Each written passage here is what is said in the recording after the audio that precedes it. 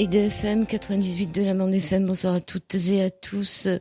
Journal intime d'un touriste du bonheur avec Jonathan Lehman qui est ici dans les studios Golden Boy à Wall Street. Amateur de fêtes et de drogue, Jonathan plaque tout du jour au lendemain pour partir à la recherche du bonheur. Pendant 3 ans, il va à la rencontre de penseurs et de maîtres spirituels. À travers le monde, il apprend la méditation, il découvre le chamanisme et cherche des réponses à son mal-être dans les sagesses ancestrales, mais aussi les sciences comme la neurologie, la psychologie positive et cognitive. Il est aussi l'auteur depuis 2 ans d'Antisèche qui s'appelle Les Antisèches du bonheur. Plus de 150 000 followers sur Facebook. Jonathan Lehman, bonsoir. Bonsoir Joël. Alors on va parler déjà de ces antisèches. Vous m'en avez donné 2 là. Je ne fais qu'une chose à la fois. Et j'écoute pour recevoir plutôt que pour répondre. C'est sous forme de carte postale qu'on peut envoyer discrètement par la poste. Exactement. Ou qu'on peut tendre. Donc en plus, le facteur doit aussi prendre ça pour lui. Alors comment ça vous est venu ces histoires, ces idées d'antisèche ? Ça m'est venu que d'abord il y avait une lecture. Je suis tombé sur Eckhart Tolle. Quand vous aviez 30 ans. Quand j'avais 30 ans. A New Earth, Nouvelle Terre. Nouvelle Terre. Et j'ai pris conscience que le mental dont je souffrais, c'était un mal qui était partagé par énormément de personnes. J'avais conscience, sans réussir à mettre des mots dessus, que j'avais trop de pensées et que ces pensées m'empêchaient de vraiment vivre ma vie pleinement. J'ai eu la chance, quand j'ai eu 20 ans, de faire le tour du monde avec mon meilleur ami. On avait tous les deux réussi à gagner de l'argent assez jeunes et donc à pouvoir se payer ça. Et je me rendais compte, j'étais devant des endroits extraordinaires, mais j'arrivais pas vraiment à les apprécier parce que le monologue à l'intérieur ne s'arrêtait jamais. Et j'étais pas capable de mettre des mots sur ce mal avant de lire Eckhart Tolle et de comprendre que ce mal, c'était le mental compulsif. C'était l'identification au mental et que ça, c'était la mauvaise nouvelle et qu'il y avait une bonne nouvelle qui était qu'on pouvait sortir de cette identification au mental et on pouvait, si on comprenait les rouages du mental compulsif, le transformer, le mental, et faire du mental tyrannique qui est en coup d'état permanent et qui essaye d'être le maître de nos vies et qui nous crée du stress, réussir à en faire un outil parfois magique, un outil qui peut générer de la créativité, générer de la gratitude. Et donc de là est partie une grosse prise de conscience. Quand j'ai fermé le livre, j'étais certain que j'allais consacrer, sinon le reste de ma vie, au moins les 10 années qui allaient suivre, à partager les idées qu'il y avait dans ce livre. Je ne savais pas encore la forme que ça allait prendre. Oui, il y a aussi votre père qui a eu une maladie qui vous a un peu obligé à changer de vie, on est d'accord ? C'est-à-dire la maladie de votre père vous a confronté devant l'envie de changer de vie ? Oui, j'ai grandi avec cette idée qu'il fallait que je réussisse matériellement, socialement. Mon père était américain et il avait été à l'université de Harvard et il était sorti 3e de sa promotion. Et c'était un peu une sorte de mythologie familiale qui était pesante et moi je ressentais ce besoin d'égaler ça. Et donc j'ai suivi un peu dans ces traces-là et je me suis retrouvé dans le système et je me suis retrouvé effectivement à Wall Street alors que j'avais aucune prédisposition pour aller à Wall Street. Mais effectivement, quand mon père a commencé à tomber malade et que sa fin semblait imminente, ça a été une grosse secousse pour moi, une secousse comme beaucoup de personnes peuvent vivre quand ils perdent un être cher. Surtout que vous étiez jeune. Hein. Oui, j'étais relativement jeune, oui. J'étais vers 30 ans. Et donc je me suis posé la question, mais qu'est-ce que je veux faire de ma vie ? Et je savais que ce que je faisais, je savais depuis le début, depuis le premier jour où j'étais dans ce cabinet d'affaires à Wall Street que je voulais pas faire ça, mais j'avais pas le courage de faire autre chose. J'étais payé beaucoup d'argent et j'avais pas le courage. Et puis vous étiez un bon vivant, vous sortiez en boîte, vous fumiez des choses, beaucoup d'addictions, vous le dites. C'était la belle vie. Est-ce que c'était la belle vie ? Non, mais pour vous à l'époque, oui, ça vous semblait être la belle vie. Oui et non, parce que j'avais conscience qu'il y avait un manque d'alignement.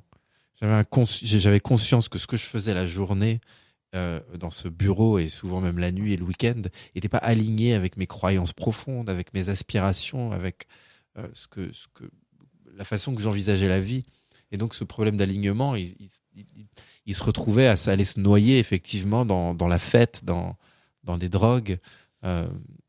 Alors, vous étiez un cancre du bonheur, c'est le début de votre livre hein, qui démarre le 16 novembre 2016. Vous venez de boire votre premier café en 10 jours et c'est pas un truc de malade. Vous avez l'impression d'avoir tapé 2 grammes de coke, mais sans avoir peur de mourir à tout moment d'une crise cardiaque, juste avec les effets positifs. Vous vous appelez Jonathan, vous avez 38 ans à l'époque, vous êtes célibataire, pas d'enfant, pas d'appart.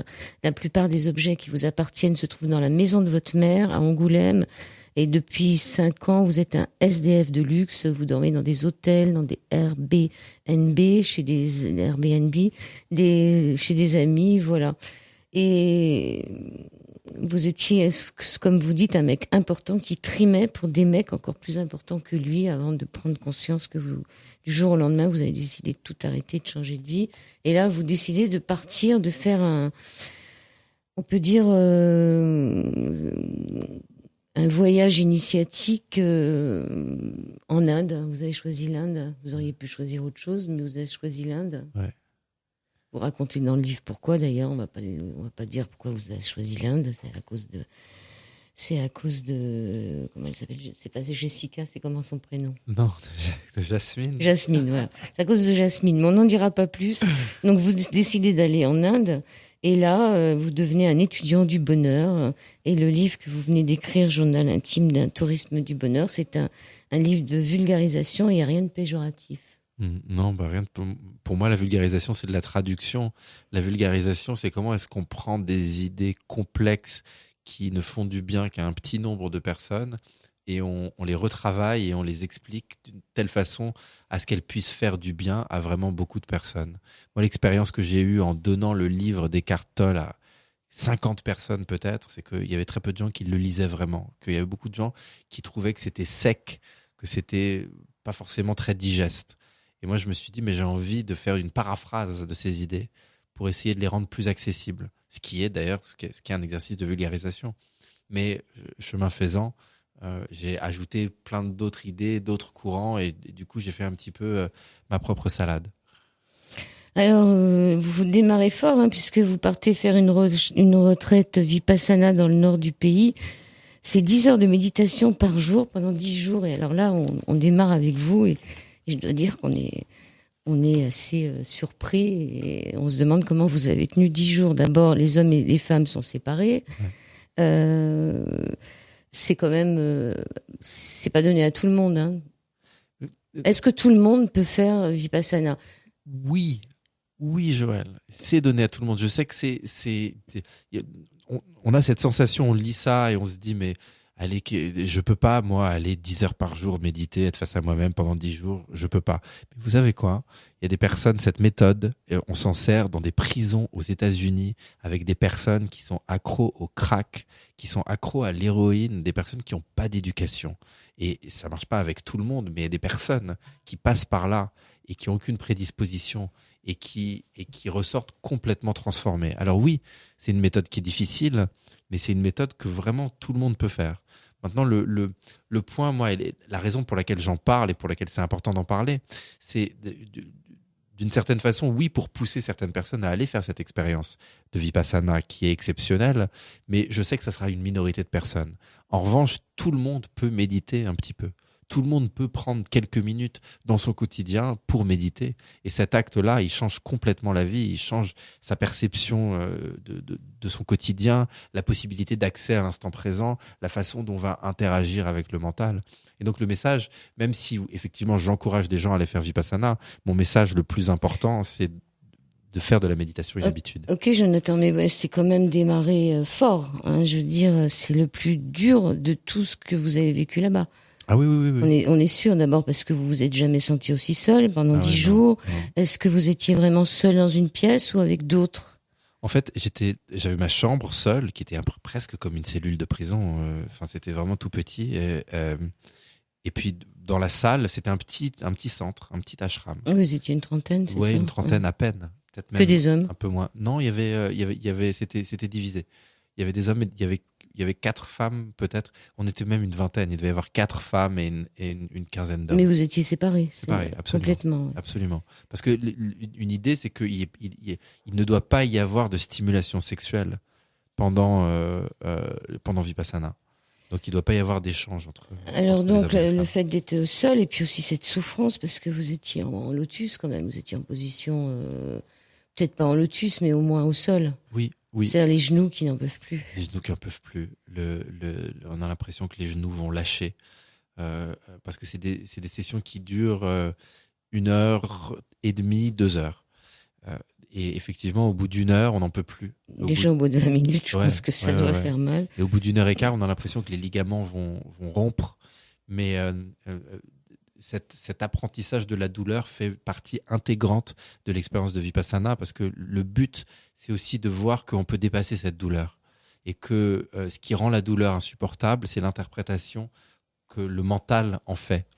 Et que si on apprend à vivre avec la douleur, à l'observer sans y réagir, alors on arrive à beaucoup mieux la supporter. D'ailleurs, vous savez, il y a pas mal d'études récentes qui montrent que les méditants souffrent beaucoup moins de la douleur que les autres. Je ne sais pas si vous avez vu ces études où on regarde des images de cerveau de méditants et de non-méditants à qui on va donner une décharge électrique. Quand on dit aux non-méditants... quand on donne la décharge électrique, les méditants et les non-méditants ont la même zone de leur cerveau qui s'allume. Mais quand on dit avant de mettre la décharge, on va vous mettre la décharge, les non-méditants ont leur cerveau qui s'allume, la même région, alors que les méditants, non.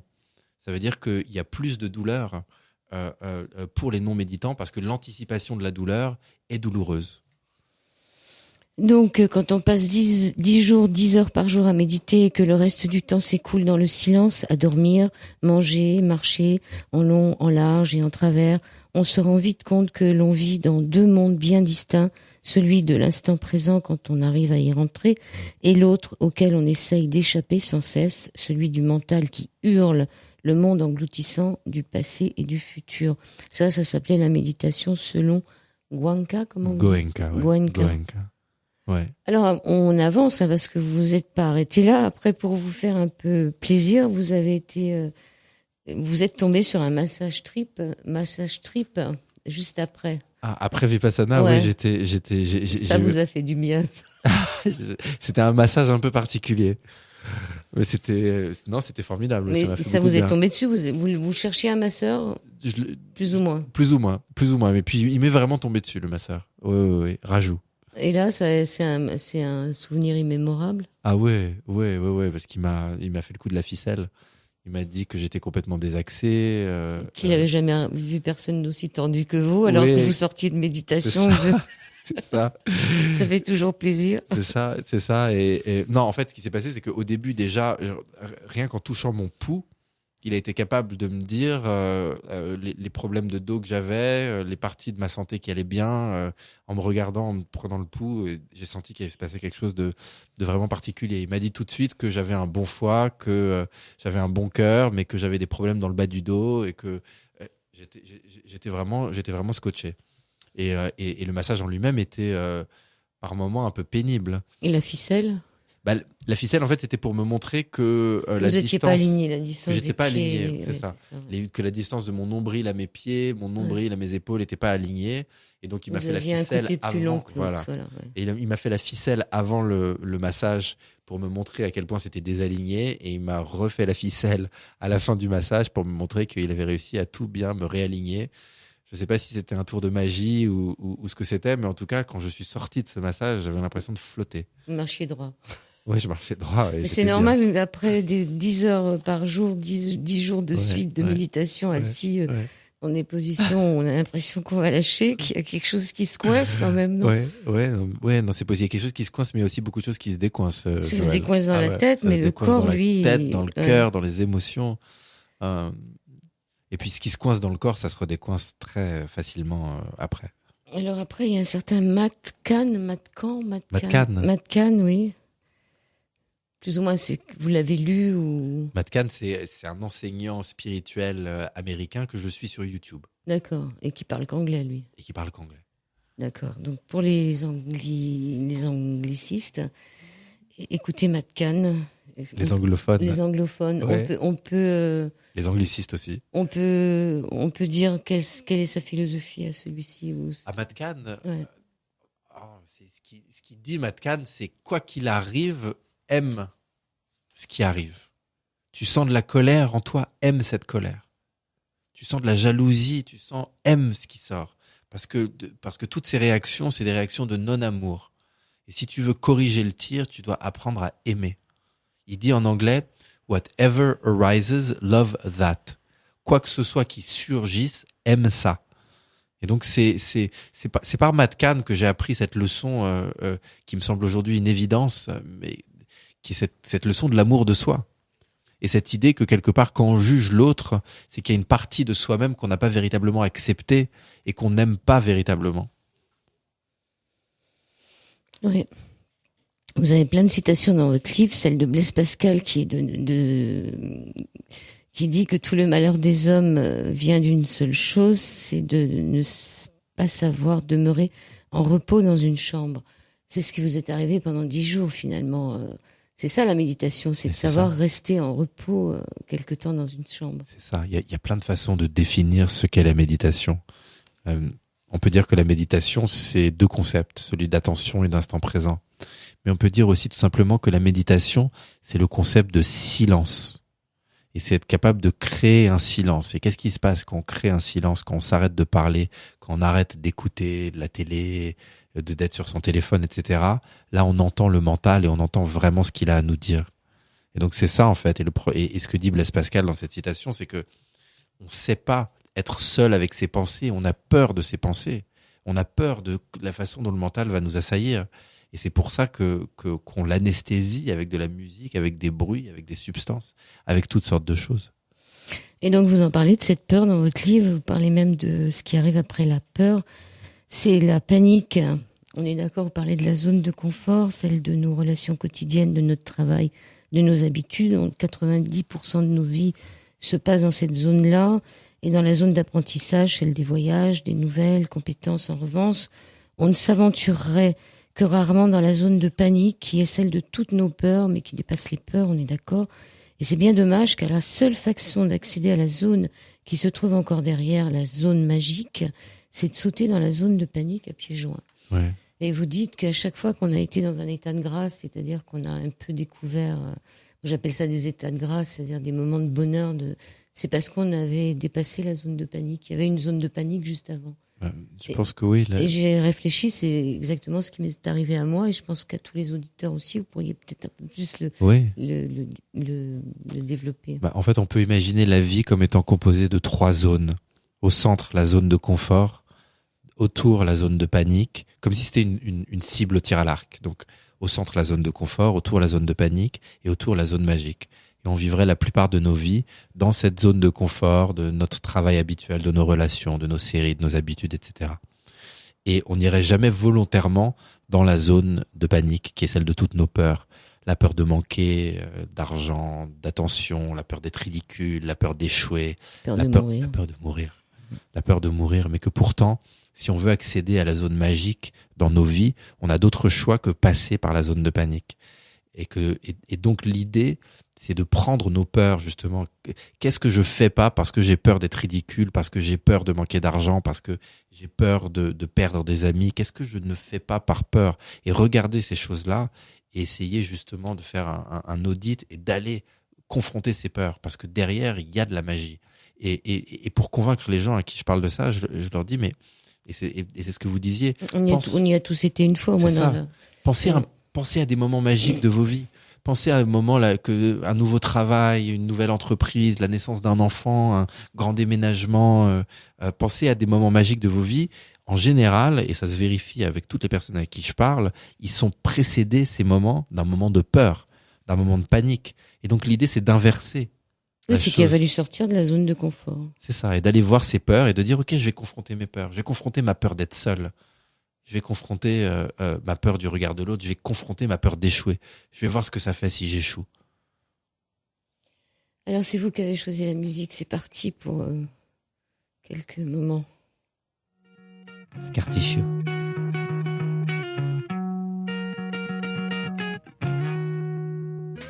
Seconde partie de cet Au-delà du miroir, toujours avec Jonathan Lehmann. Jonathan Lehmann qui adore la chanson qu'on vient d'entendre. Il va nous dire pourquoi. Parce qu'elle est belle. Et les paroles les paroles sont magnifiques. Ça parle de quoi? Ça parle de cicatrices, ça parle de difficultés, ça parle d'amour, et puis ça parle de petits oiseaux. Enfin, c'est très poétique. C'est une chanson pour passer quand on roule en voiture aussi. Ça sent le voyage. Oui. Et là, on poursuit notre voyage de ce journal intime d'un touriste du bonheur. On arrive à Pushkar, qui est la seule ville en Inde où l'on trouve un temple en l'honneur de Brahma. Oui. Et pourquoi? Il n'y en a qu'une, vous ne savez pas? Je sais pas. Je crois que Vishnu et Shiva ont plus la cote. Donc ils ont des temples un peu partout, Et qu'est-ce que vous avez fait là-bas? Est-ce que c'est là qu'il y avait l'école Fleur de Lotus? Oui, c'est là-bas qu'il y a l'école de la Fleur de Lotus, absolument. Alors c'est quoi cette école? Quand je suis parti en Inde, je suis parti en sachant seulement que j'allais aller à Jodhpur faire Vipassana. Et quand j'ai dit ça à un de mes amis, il m'a dit mais attends, moi il y a Pushkar qui est juste à côté. À Pushkar j'ai un ami, c'est un brahmine, c'est comme une forme de pasteur. Et lui, il a créé une école pour filles défavorisées. Il faut absolument que tu ailles le rencontrer. C'est un mec génial qui s'appelle Dipu. Et donc, j'ai été à la rencontre de cet homme et qui fait ce travail, donc qui a créé cette école pour filles défavorisées. Et on sait que dans les pays comme l'Inde, c'est un enjeu extrêmement important de réussir à apporter de l'éducation, à scolariser les filles. À scolariser les filles. C'est ce qui va leur permettre de sortir du joug des hommes, d'un père, d'un mari, de pouvoir être enseignante, infirmière. Et donc j'ai eu la chance de voir cette école, de parrainer une enfant, et même de faire en sorte que des gens de la communauté des Antilles du Bonheur parrainent des enfants, des fillettes de cette école.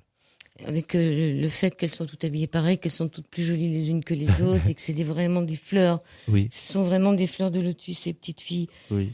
Alors vous êtes toujours là-bas, vous êtes toujours à la recherche. Vous dites que c'est rechercher la même chose avec les drogues qu'avec la spiritualité. Et oui. Quelque part, il y a une similitude. Absolument. Mais on cherche tous la même chose, mais effectivement, la drogue et la spiritualité, c'est un accès à l'instant présent qu'on recherche.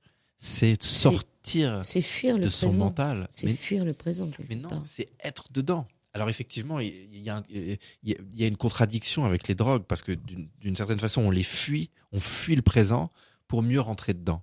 Mais c'est quand même pour accéder à l'instant présent. Moi, quand je prenais des drogues, ça me permettait de connecter à la nature, d'oublier l'histoire de ma vie, d'oublier mes soucis, d'être pleinement là, ici et maintenant.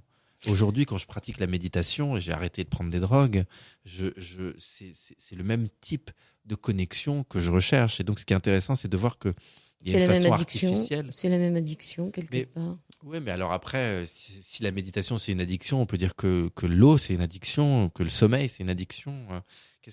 Comment est-ce qu'on définit une addiction? Je pense qu'on définit une addiction par rapport à quelque chose qui est nocif, par rapport à quelque chose qui va nous faire du mal. Je ne sais pas si on parle vraiment d'addiction à des choses qui font partie de notre être le plus profond. Donc... Non, parce qu'à un moment, vous dites que il vous reste que 2 addictions après un certain nombre de passages dans des ashrams et tout ça, et qu'il vous restait le sucre et Facebook. Donc, je sais pas s'il m'en reste que 2, mais c'est c'est 2 des principales. Vous fumez plus, vous buvez plus, vous droguez plus, donc c'est déjà une bonne chose. Mais on avait parlé de Jessica tout à l'heure, la voilà qui revient. Jasmine. Jasmine. Bon, c'est Jasmine, c'est pas Jessica. Je sais pas pourquoi je vais l'appeler Jessica. Donc c'est Jasmine qui revient. Et alors là, vous parlez à un moment, ça m'a bien plu. Vous avez comparé votre chagrin à la batterie d'un téléphone portable. Ouais. Ça me plaît bien. Ouais. Et c'est comme ça que je l'ai ressenti. J'ai ressenti que j'étais à 80%, et puis j'ai réussi à descendre à 60%, 40%. Mais il restait, et même quand il restait 5%, 4%, c'était presque peut-être les moments les plus pénibles. Mais Vipassana a fait ressortir tout ça. Je pensais que j'en étais sorti et en fait, en étant face à moi-même pendant ces 100 heures de méditation, je me suis rendu compte que ce chagrin, je l'avais pas encore complètement vécu et évacué. Alors, vous dites qu'il faut se traiter comme sa propre âme sœur. Ça, c'est bien sympa. Que veut dire spot? Spot? Au jeu spot. S-P-O-T-E. Ah, c'est parce que je dis ça dans le livre. Oui, vous l'avez Ah, écrit. je vois. Ça veut dire, je spot, c'est en anglais to spot. D'accord. C'est voir quelque chose. D'accord. Donc, quand vous tomberez sur je spot, ça veut dire je vois. Ok, d'accord.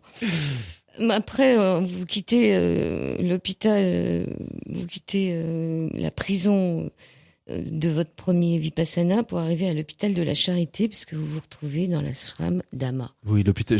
En fait, j'ai appelé l'ashram de Goenka la prison de la méditation parce que ça me semblait un peu comme une prison. Et effectivement, j'ai eu l'impression quand je suis arrivé dans l'ashram de Amma, dans le Kerala, dans le sud de l'Inde, d'être un peu dans l'hôpital de la spiritualité.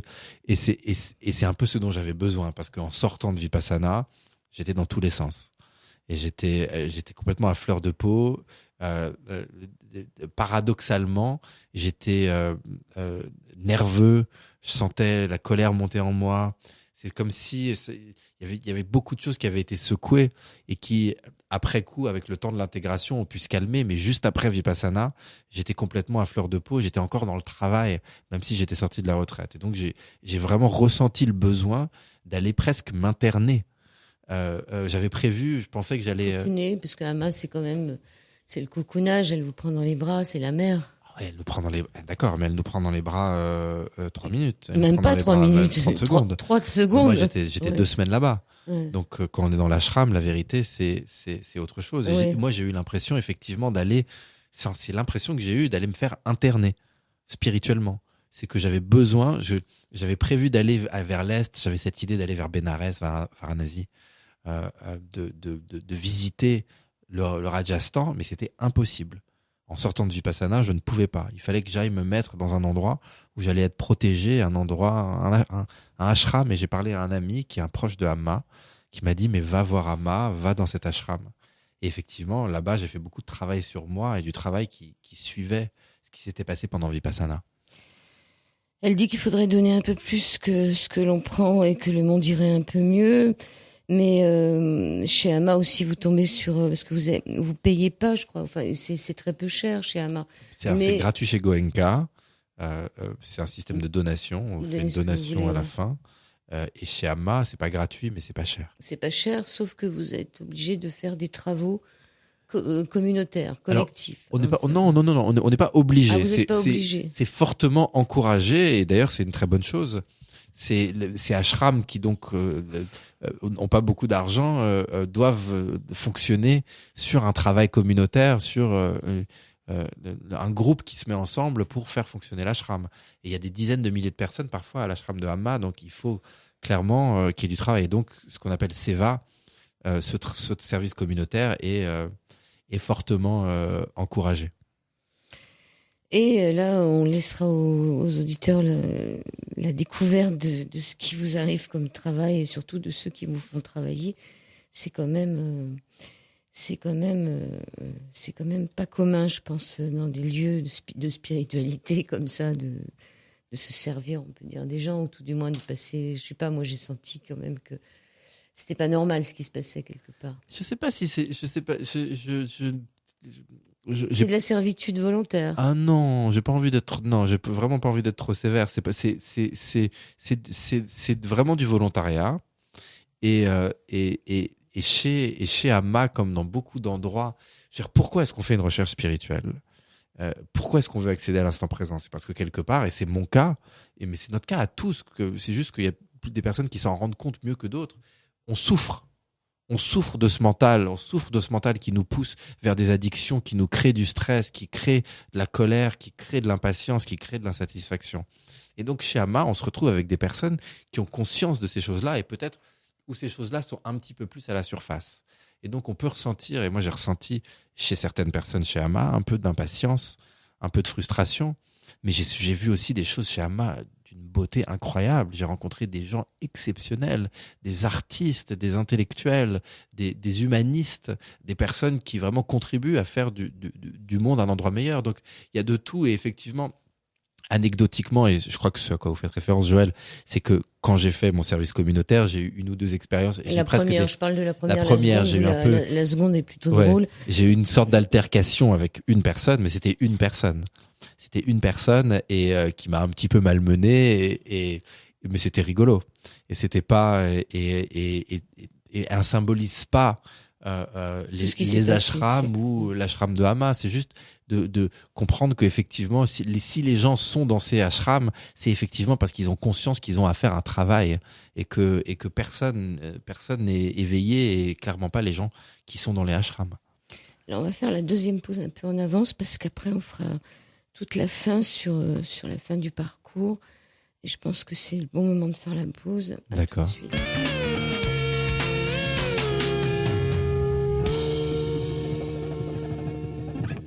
Troisième partie de cet Au-delà du miroir avec Jonathan Lehmann. Jonathan, on peut dire que ça veut dire cadeau de Dieu. Jonathan qui a fait une école Montessori. Oui. C'était bien?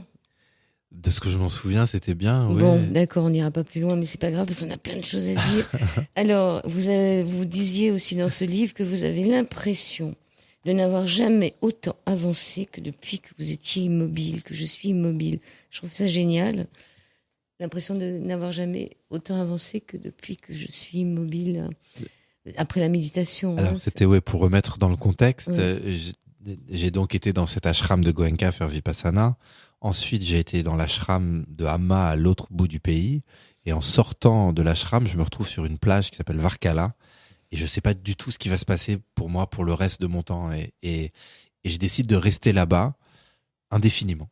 Jusqu'à ce que j'ai un signe, jusqu'à ce que je sache quoi faire. Et je me rends compte, en fait, que sur cette plage, c'est là que tout le travail, toute l'intégration se fait. En fait, c'est un moment de transition pour moi, non seulement dans ce voyage, mais dans ma vie. Ce moment sur cette plage où je ne fais rien du tout, parce que je suis en train de justement intégrer tout ce qui s'est passé avec Goenka et chez Hama, et en train de quelque part évacuer ce qui me restait de douleur pour pouvoir rentrer sur une phase bien plus joyeuse de mon voyage et de ma vie, une phase dans laquelle je me trouve encore aujourd'hui. Mais donc ce moment sur cette plage, c'était la fin de quand même plusieurs années de difficultés avec la mort de mon père, la séparation avec Jasmine, et puis ces expériences difficiles dans des ashrams qui ont fait ressortir beaucoup de choses. Oui, en plus c'était la fin de l'année, vous alliez passer Noël et le jour de l'an tout seul. Oui. Et là, on arrive au 1er janvier 2017. Il y a une semaine, je suis arrivée dans mon 3e ashram du voyage, après la prison de la méditation et l'hôpital de l'âme. Me voilà au surf ashram. Programme quotidien, méditation, yoga, surf. Ici, c'est un peu l'UCPA de la spiritualité. C'est génial parce que ça nous fait voyager sans quitter notre fauteuil. Alors, qu'est-ce qui s'y passe là? C'est ça, c'est l'UCPA de la spiritualité. Franchement, je le méritais bien, non, après la prison et l'hôpital. Je me suis pris des vacances. J'ai été chez les Hare Krishna. Le matin, on médite. On dit le mantra Hare Krishna 108 fois. Hare Krishna, Krishna Krishna, Hare Hare, Hare Hare, Ram Ram, Ram Ram, Hare Hare. 108 fois. Je peux vous dire que quand on dit 108 fois le mantra à la gloire de Krishna, il se passe quelque chose. Après, ça continue dans la tête quand ça s'arrête. Ça vibre, ouais. Et donc, une fois qu'on a fait ça, on va surfer. Voilà, qui est une autre activité spirituelle, vu que c'est une activité de connexion à son corps, de connexion aux éléments. Et c'était un moment, chez Hama, j'étais avec beaucoup d'occidentaux. Parce qu'il y a énormément d'occidentaux qui sont chez Hama, même si elle parle aussi à beaucoup d'Indiens. Quand j'étais dans cet ashram Hare Krishna, cet ashram de surf, c'était vraiment que des Indiens. Donc j'ai eu une expérience vraiment indienne là-bas. Et puis c'était, c'est un surf ashram, c'était fun. C'était juste avant de vous retrouver chez Osho. Chez Osho, oui. Osho. Et alors là, Osho, avec ses 99 rolls, alors là, c'est... au début, c'est le bling-bling, quoi. Ça coûte cher. Ouais. C'est pas n'importe qui. Non. Osho, pour les personnes qui nous écoutent, qui savent pas forcément qui il est, c'était un maître indien qui a parlé aux Occidentaux plus que n'importe quel autre et avant, et qui dans les années 70, 80, a fait des choses vraiment extraordinaires pour occidentaliser un peu des enseignements spirituels millénaires sur l'amour, la compassion, l'instant présent, et aussi sur des thèmes sur lesquels il a été provocateur, notamment sur le sexe et sur l'argent. Ouais. Et il s'est perdu un petit peu à la fin de sa vie, et donc aujourd'hui, on connaît Osho comme un personnage très controversé, à juste titre. D'ailleurs, il y a une série en ce moment sur Netflix sur la fin de sa vie qui montre à quel point c'était... Il a pété les plombs. Il a pété les plombs. Ouais, il n'est pas le seul. Ouais. Et donc, cette série qui s'appelle Wild Wild Country sur Netflix, qui est vraiment intéressante, une série documentaire. Mais chez Osho, donc, ce qui reste de feu l'ashram d'Osho dans la ville de Pune, c'est aujourd'hui un club de vacances. Un club de vacances qu'on appelle le club Med, club méditation, qui est ce qu'ils appellent un meditation resort. 100 € la nuit quand même. Hein. Pardon ? 100 € la nuit, là. Si on veut, ah oui, non mais c'est cher, c'est très cher. C'est très cher pour l'Inde et c'est cher en général. C'était ma seule expérience vraiment, ma seule expérience chère du voyage. Alors ça valait le coup quand même. Alors autant on vous demandait d'être abstinent Ailleurs. Ouais, partout ailleurs, autant là vous rentrez avec un test VIH. Hein. Ouais, on doit faire un test VIH pour rentrer à Pune, dans le club méditation. D'Osho. Oui, D'Osho, parce que il va se passer des choses là. On va faire du tantrisme. Vous découvrirez ça dans le livre avec toute la sexualité de Jonathan Lennon, parce que je vous assure qu'il se cache pas. Donc ça, on n'en parlera pas maintenant. On va peut-être parler du Gibberish. Du Gibberish, ouais. Bien sûr, ouais. Gibberish, on en parle. On en parle. Pendant combien de temps tout ça? Alors le Gibberish, encore une fois, pour expliquer, c'est comme si on était un enfant de 4 ans qui essayait de parler russe ou chinois. Et l'idée, c'est que si on fait ça pendant assez longtemps, c'est long, hein. On arrive à calmer le mental. Moi, je l'ai fait pendant... le plus long que j'ai fait, c'était 1 heure consécutive de Gibberish. Vous n'avez pas le droit de vous arrêter de parler. Pas le droit de s'arrêter de parler, même quand on va aux toilettes. Ouais. On doit continuer à parler Gibberish pendant cette heure-là. Et on porte, chez Osho, il y a un uniforme, on porte des robes bordeaux. Donc, je me suis retrouvé dans une salle ronde avec des miroirs et des coussins, avec des personnes qui venaient de Chine, de Russie, d'Amérique et d'Europe, en train de tous parler le Gibberish pendant 1 heure. Je sais que j'ai un peu trop tendance à utiliser les superlatifs, mais ça doit être la chose la plus folle que j'ai jamais vue de ma vie. Des gens qui se roulent par terre et qui sautent et en parlant Gibberish. Alors, dans votre livre, vous dites que ça serait bien d'en faire en France. Pourquoi on n'en fait pas? Il y en a en France? Je crois qu'il y a des méditations dynamiques d'Osho où on fait un peu de Gibberish, et pourquoi pas? Il y a tellement de techniques qui permettent de calmer le mental. Moi, ça serait pas la première vers laquelle j'irais pour la partager, mais je trouve ça génial et je suis ravi de l'avoir fait. Je serais ravi de le refaire. Donc tout l'enseignement d'Osho qui vous est délivré comme ça, où on s'y croirait, avec des cours de No Mind. C'est ça. Donc le Gibberish fait partie de No Mind. C'est cette idée de comment on va calmer le mental. D'accord. Après, vous avez fait des constellations familiales. On va passer dessus. On va parler d'un certain Roger Castillo. Ah, Roger Castillo. Oui, on va en parler parce qu'il sera en août à Paris. Oui. Donc c'est bien d'en parler. Oui. Roger Castillo, mon gourou en djinn. Un jeune Australien qui a reçu un enseignement d'un Indien qui s'appelle Ramesh. Un enseignement qu'on appelle non-dualiste, et qui est un enseignement qui est extrêmement difficile de tout ce qu'il y a dans mon livre, c'est la chose sur laquelle les personnes butent le plus. Parce que c'est un enseignement sur le fait que la volonté humaine n'existerait pas, et que tout serait prédéterminé. On n'aurait pas de libre arbitre. On n'aurait pas de libre arbitre, et donc bien sûr l'ego réagit très fortement à ça, et dit comment ça j'ai pas de libre arbitre, moi je suis Mais c'est ça, parce que quelle est la différence entre le mental et l'ego finalement? C'est un peu la même chose. C'est un peu la même chose. Ouais. C'est un peu la même chose. C'est un peu la même chose. On peut définir l'ego comme l'histoire de sa vie, comme la partie de son mental qui est l'histoire de notre vie, nos attentes, nos goûts, nos souvenirs, nos croyances. Alors justement, vous expliquez dans votre livre qu'on a plusieurs vies, hein, on a plusieurs histoires aussi. C'est dans le livre. Hein. Qu'on a plusieurs... Une histoire de vie, c'est-à-dire qu'on n'a pas qu'une histoire. Non, enfin, on a plusieurs histoires potentielles, mais c'est ce que moi je croyais, mais moi je suis un peu passé pour le coup de l'autre côté du miroir. Et maintenant, je crois aux enseignements de Roger Castillo. J'en parle assez peu parce que je sais que c'est très difficile à accepter. Alors, ceux qui ça intéressera, tapez son nom, c'est comme ça se prononce, Castillo, sans T à la fin. Et puis soyez curieux. Après, on passe à Prem Baba. Ah, Prem Baba. On avance, on ne dit pas ouais, trop ce ouais. qui s'est passé, mais c'est pour Ouais, donner un peu aux ouais, auditeurs un peu bien tous ces sûr. gens que vous avez rencontrés. Donc Prem Baba. Prem Baba. Prem Baba, c'est ce que je crois être le futur de la spiritualité, Prem Baba. Oui, vous cherchiez un ashram et vous avez trouvé un gourou finalement. Ouais, c'est ça. En fait, je pensais que C'était vraiment un maître. c'est un maître, c'est quelqu'un que je considère absolument comme un maître, oui. C'est quelqu'un, dans tous les endroits dans lesquels j'ai été, chez Osho, chez Ama, j'ai eu des réserves, je me suis pas senti vraiment à ma place. Et aux côtés de Prem Baba, à Rishikesh, il s'est passé quelque chose. Prem Baba, il a ça de particulier qui vient du Brésil. À la base, c'est un yogi, un psychothérapeute, même un chaman, qu'il a eu un rêve un jour qu'il fallait qu'il aille dans la ville de Rishikesh en Inde, alors qu'il n'avait jamais été en Inde, pour devenir disciple d'un grand maître qui s'appelait Maharaj, un disciple indien, un maître indien. Il est devenu disciple de ce maître, et ensuite il est devenu lui-même maître d'une longue lignée indienne. Et donc aujourd'hui, ce qui est incroyable avec Prem Baba, c'est qu'il allie la sagesse brésilienne de la forêt, la sagesse occidentale de la thérapie et la sagesse orientale. Donc c'est un peu une sorte de synthèse entre Freud et Bouddha, les enseignements de Prem Baba. Et donc c'est d'une utilité que moi j'ai trouvé extrêmement grande pour moi parce que je me suis rendu compte, quand j'ai découvert Eckhart Tolle, l'enseignement d'Eckhart, c'est oublie ton histoire.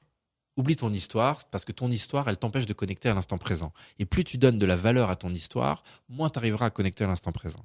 Et donc, quelque part, c'est une sorte de rejet de la psychanalyse, de rejet de l'approche thérapeutique qui peut justement renforcer notre histoire et nous faire nous identifier à notre passé et en faire quelque chose de très grand. Et moi, je croyais assez ça jusqu'au moment où j'ai rencontré Prem Baba et où j'ai fait un peu un virage à 180 degrés sur tout ça et où j'ai compris l'importance de la thérapie et l'importance de comprendre ce qui s'est passé dans la petite enfance, ce qui s'est passé avec papa-maman, de quelque chose que j'avais jamais fait auparavant, mais dans une approche qui est complètement différente. Une approche qui n'est pas freudienne ou lacanienne, c'est une approche qui est psychospirituelle. Mm. Euh, Alors donc Prem Baba, c'était un Sud-Américain. Vous dites aussi dans votre livre que c'est bizarre qu'en Inde, nous on a des touristes à Paris, première ville touristique, mais je veux dire l'Inde c'est la première ville de la spiritualité et c'est des gens qui viennent du monde entier pour donner des cours en Inde. C'est quand même extraordinaire. Mais après vous avez rencontré Sri Sri, lui c'était un Indien. Chez Sri Ravi Shankar, ouais. J'ai rencontré. Le pensionnat chic du bonheur, lui. Le pensionnat, voilà. Le pensionnat chic du bonheur. Sri Ravi Shankar, c'est quelqu'un qui parle principalement aux Indiens. C'est quelqu'un qui est aussi, de ce que je comprends, assez politisé. Ce qui est particulier dans ce monde de la spiritualité. Mais c'est un peu, les maîtres, c'est un peu comme des musiciens. Je veux dire, après, est-ce qu'on peut vraiment expliquer quelle musique nous parle et pourquoi on aime telle ou telle musique? Y a une façon que tel ou tel maître va s'exprimer, il va nous parler et on va avoir l'impression qu'il parle de problèmes qu'on a et c'est ce qui va faire qu'on va plus ou moins connecter avec eux. Moi, il se trouve que j'ai pas du tout connecté avec Sri Ravi Shankar, avec ses enseignements, avec sa façon d'être, mais je sais qu'il fait énormément de bien à énormément de personnes. Et puis c'était un Indien, il était chez lui, c'est ça. c'est un Indien, ouais. Il était chez lui. Mais justement, je crois que c'est intéressant. Il y a quelque chose dans le conditionnement occidental qui est différent du conditionnement indien, et c'est pour ça qu'il y a ce phénomène des maîtres étrangers en Inde. Des personnes comme Roger Castillo ou Prem Baba, qui sont pas indiens, mais qui arrivent à bien parler aux occidentaux, qui ont un conditionnement qui est différent. Moi, les enseignements de Sri Ravi Shankar sont plus difficiles pour moi à intégrer parce qu'ils s'adressent vraiment à des Indiens. Alors, après, vous rencontrez, je pense, avant Yves, le Français qui soigne les lépreux. Là, vous vous retrouvez carrément dans une léproserie, on peut dire, ou tout du moins dans un truc de fin de vie. C'est assez horrible. Je dois dire, vous allez toucher des choses... je suis pas sûre que je l'aurais fait. Je suis pas sûre que je sois allée jusqu'à là. Moi, je vous le dis franchement. Et après, pour corser l'affaire, en fin de livre, vous allez voir un peu les corps qu'on brûle, sur le Gange, à Varanasi. Vous assistez de nuit à des crémations et ce que vous dites, c'est qu'il y en a certains qui n'ont pas les moyens de faire une crémation qui sont jetés à l'eau et que ce n'est pas c'est une vérité, c'est pas simplement un truc sur les guides touristiques que certains sont jetés à l'eau et qui sont récupérés, certains corps sont récupérés. Ouais, ouais, c'est ce que j'ai appris là-bas qu'il y avait. Il se passe, bon, Varanasi, c'est la ville de la mort, hein. La ville des crémations, où on vient pour brûler le corps de ses proches, pour arrêter le cycle des réincarnations. C'est en même temps mais c'est une ville sacrée, une ville qui bourdonne et bouillonne de vie et qui en même temps est la ville de la mort, où il se passe des choses magnifiques et des choses qui sont un peu flippantes. Et effectivement, il y a un cannibalisme mortuaire, mais bon, c'est anecdotique. C'est pas par rapport à tout ce qui se passe à Varanasi et à la beauté de la ville C'est anecdotique, mais ça fait un peu peur quand même. Donc, enfin, je veux dire, ça fait un peu peur, c'est-à-dire que ça fait réfléchir. C'est sombre, oui. C'est une partie sombre, mais moi je pense que ce qui est moins sombre et qui est beaucoup plus courant et beaucoup plus important à Varanasi, c'est cette approche de la mort en fait, et de la mort comme un passage, et de la mort comme c'est une conception différente de la mort que nous on peut avoir. C'est pas quelque chose qu'on cache, et c'est pas quelque chose, c'est quelque chose qui est dur, mais c'est pas le même drame. Alors, à la fin de votre livre, vous rentrez quand même à Paris. Vous avez 3 habitudes de bonheur à la fin de votre livre qui sont données. Ces 3 habitudes, on peut les donner, hein. C'est la méditation, c'est important de méditer chaque jour. Oui. Le plus important pour ressentir les bienfaits de la pratique est de méditer un peu chaque jour. On n'est pas obligé de faire ça pendant 2 heures. Non, et c'est ça l'anti-sèche.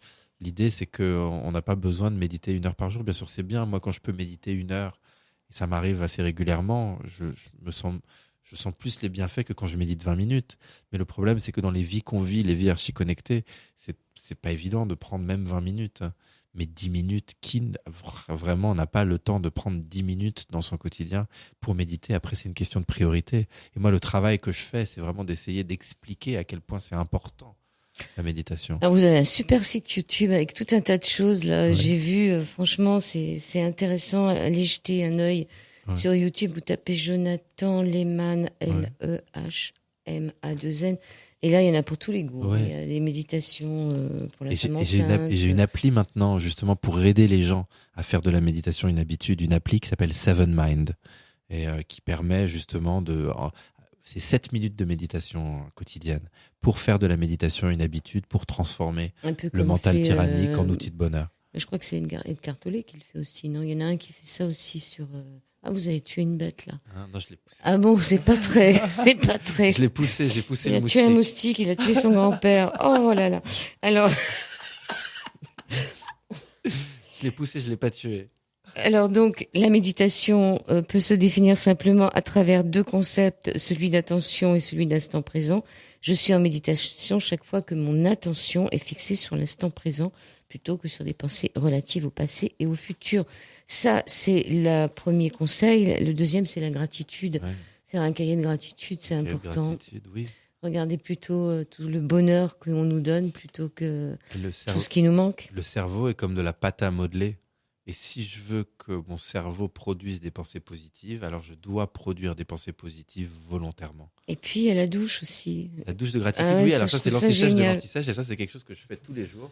C'est le temps. Et ça, c'est quelque chose dont les bienfaits neurologiques sont prouvés. De dire les choses pour lesquelles on est reconnaissant. Mais parfois, on peut ne pas réussir à prendre le temps de faire le cahier de gratitude. Et donc, moi, à chaque fois que je prends une douche, le temps que l'eau devienne chaude, je dis 3, 4, 5 choses pour lesquelles je suis reconnaissant. Donc là, aujourd'hui, j'ai une bonne émission de radio, où j'ai fait un bon cours de yoga, une bonne conversation avec un ami. La prochaine douche, je vais dire ces choses-là à voix haute. Et on sait que rien que de faire ça, qui prend même pas 10 secondes le temps que l'eau devienne chaude, ça transforme la capacité naturelle du cerveau à créer du bonheur. Et ça peut être bien aussi pour les insomniaques. Vous faites ça avant de vous endormir. Et croyez-moi que ça... Ouais. Non, mais même dans la tête. Ouais. Qu'est-ce que j'ai vu? J'ai vu un sourire, j'ai vu quelqu'un qui m'a dit bonjour, j'ai quelqu'un qui m'a payé un café, ou j'ai eu mon train à l'heure. Trouver les bonnes choses de la journée et on s'endort heureux. Alors, la 3e point, c'est sortir les poubelles mentales. Oui. Les sortir souvent, hein. C'est pas un ramassage hebdomadaire, il faut faire ça plus souvent. C'est ça, faut faire souvent. souvent. Moi, je le fais tous les matins. Je fais 1 à 3 pages où j'écris tout ce que j'ai dans la tête. Je sais que de faire la méditation et les poubelles mentales, c'est pas évident pour tout le monde dans une routine du matin. Mais on peut prendre des moments dans la journée. Si on a un coup de stress, si on a quelque chose qui nous embête, plutôt que de forcément passer un coup de fil à quelqu'un ou apprendre à se parler tout seul.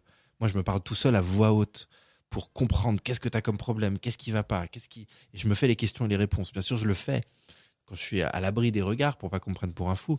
Et je le fais à l'écrit aussi. Et l'idée des poubelles mentales, c'est qu'on peut le faire ponctuellement à n'importe quel moment. Moi, j'ai toujours un journal intime dans lequel je raconte un peu des choses dont je vais avoir envie peut-être de me souvenir dans le futur, et un cahier de brouillon dans lequel je fais mes to-do list, dans lequel j'écris justement, je sors mes poubelles mentales. Voilà, alors on est presque à la fin de l'émission. Je rappelle le titre du livre, Journal intime d'un tourisme du bonheur. Vous avez peut-être vu un peu les affiches, c'est chez les éditions de La Martinière. Dans le métro, on vous voit. Enfin, moi, je vous ai vu, je vous ai repéré dans le métro. Oui. Je dis, tiens, c'est bien. Donc, Jonathan Lehmann, vous le retrouvez aussi sur les Antisèches du Bonheur. Il suffit de taper les Antisèches du Bonheur. Oui, les Antisèches du Bonheur, c'est une page Facebook et il y a un site qui parle un peu de toutes les activités, c'est lesantisèches.com. Et vous avez YouTube avec tout un tas de vidéos qui sont assez sympas, hein, qui sont pas trop longues, juste ce qu'il faut pour et sur tous les thèmes. Et ça, j'ai trouvé ça.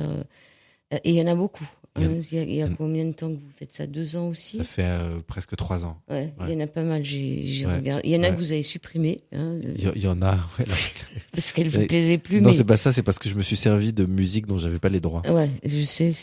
Faut pas faire ça, sinon après il y a de la pub ou on a des problèmes. C'est ça. Ouais. Au début, j'étais allé un peu cow-boy, ouais. Et puis il y a encore plus de méditation justement sur l'appli. Il y en a plus de 120. Sur l'appli, il faut aller sur Play Store. Sur l'appli, soit dans l'App Store d'Apple, soit sur le Google Play.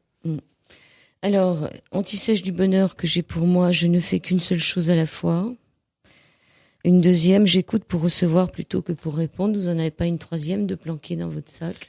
Est-ce que j'en ai C'est juste parce que le bonheur est toujours ici et maintenant, ou je me donne de l'amour, ou je ne peux pas changer le passé, mais je peux toujours faire de mon mieux ici et maintenant. Il y avait la phrase d'Einstein tout au début du livre qui m'avait un peu déplu parce que c'est un peu, c'est un peu ce qu'on va faire en ce moment. Albert Einstein aurait dit un jour que le secret de la créativité, c'est de savoir comment cacher ses sources. Donc c'est toutes ces lois qui sont en train de passer là pour les multinationales pour cacher ses sources. C'est-à-dire le secret du bonheur, ça serait de savoir cacher ses sources. Ah oui. Ouais, donc c'est plus c'est le secret de la créativité parce que c'est cette idée qu'en fait il y a très peu de gens qui créent vraiment quelque chose. Eckhart Tolle, qui a fait ce livre exceptionnel, il a rien créé. Il a juste été s'abreuver à des sources et puis il a fait lui-même son Glooby-Boulga. Et donc, ce que dit Einstein, c'est il suffit de regarder, il suffit d'observer et de compiler. Et puis, c'est comme ça qu'on stimule la créativité. Merci, Jonathan Lehmann. Il y a Vince qui arrive pour son vibes. À bientôt. Merci Joël, merci beaucoup. Merci.